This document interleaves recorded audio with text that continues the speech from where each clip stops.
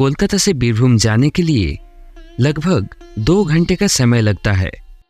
लेकिन काफी आंधी और तूफान की वजह से उस दिन नए मास्टर जी अजय को 5 घंटे से भी ज्यादा समय लग गया।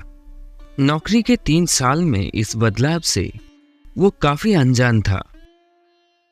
वो भी शहर छोड़कर एक दूर गांव में पहली बार वो किसी अनजान जगह में जा रहा था। दोपहर के 2 बजे की ट्रेन में बैठते ही काफी तेज बारिश होने लगी और साथ में बिजली की कड़कड़ाहट।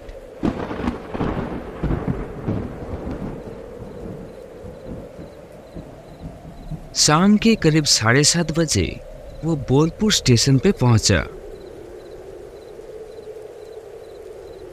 तेज तूफान के चलते स्टेशन में कुछ 2 से 3 फेरी वाले नजर आ रहे थे। उसके अलावा और कोई नहीं था। हो सकता है वो भी आखिरी ट्रेन के इंतजार में हो। गहरे अंधेरे और कीचड़ से भरे सड़क से होते हुए स्टेशन के बाहर एक रिक्शा स्टैंड पे आकर पहुंचा। वो काफी रिक्शा खड़े होने के बावजूद भी उनमें एक भी रिक्शा चालक वहां नजर नहीं आया। ये देखकर अजय के रोंगटे खड़े हो गए। लगभग 2-3 घंटे से ये आंधी तूफान चल रहा था। फिलहाल थोड़ा कम है। अभी सही मौका है। जल्द से जल्द अजय को कदमपुर स्टाफ क्वार्टर में पहुंचना ही होगा। लेकिन वो अकेले इस हालत में कैसे पहुंचेगा?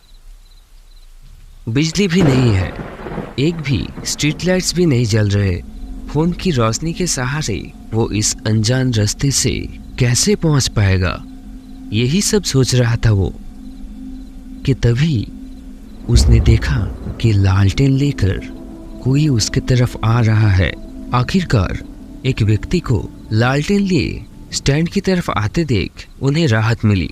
आदमी ने एक लुंगी और एक फटी हुई गंजी और सिर पर एक तकिया टोपी पहनी हुई है। उस आदमी ने पूछा, कौन है वहां पर? अकेले वहां खड़े खड़े क्या कर रहे हो? इस इलाके में नए लगते हो? हाँ चाचा, मैं आज यहाँ एक स्कूल में ट्रांसफर होकर आया हूँ। क्या आप खास कदमपुर गांव का रास्ता जानते हैं? लेकिन रात के समय वहां ना जाना ही ठीक रहेगा। आज रात किसी तरह इस स्टैंड पर ही गुजार लो। कल सुबह मैं तुम्हें वहां खुद छोड़ आऊंगा। रात को उस रास्ते से क्यों नहीं जा सकते? बहुत लंबी कहानी है, रहकर देखो यहाँ, खुद ही जान जाओगे। अजय सोच में पड़ गया कि ऐसी जगह पे इस मौसम में अपने सामानों के साथ इस अंधेरे में रहना असंभव है। इसके अलावा सांप के काटने का भी खतरा है। किसी भी तरह उसे क्वार्टर तक पहुंचना है। ठीक है, आपको मेरे साथ आने की जरूरत नहीं है, लेकिन बहुत अच्छा होगा यदि आप मुझे ये रास्ता दिखा सके। चाचा ने और कुछ नहीं बोला। लालटेन को अपने चेहरे के सामने रखते हुए अपने पीछे आने का इशारा किया। अजय एक हाथ में सूटकेस और दूसरे हाथ में छाता लेकर कीचड़ भरे रास्ते से चाचा के पीछे पीछे चलने लगा। थोड़ी देर बाद चाचा रुक गए। कहा, यहाँ से अब जंगल का रास्ता है। कोई अगर पुकारे पीछे मुड़कर मत देखना, सीधे आगे बढ़ते रहना। कुछ ही दूर में वो घोष कदमपुर गांव दिखेगा। अब मैं चलता हूँ, संभल कर जाना, ठीक है? ये कहते हुए उन्होंने अजय को लालटेन देकर अलविदा कहा। अजय जंगल के रास्ते बहुत सावधानी से आगे बढ़ने लगा। घने जंगल से कीड़े मकोड़े और जंगली जानवरों की आवाजें आने लगी। लेकिन अजय बचपन से ही बहुत बहादुर है। वो आसानी से नहीं डरता। वो एक पल भी नहीं रुका।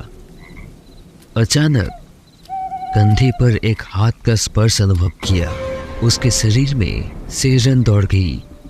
इस अंधेरे और सुनसान जगह में, जहां गांव वाले भी शाम ढलने के बाद आने से डरते हैं, उस रास्ते पर कौन हो सकता है?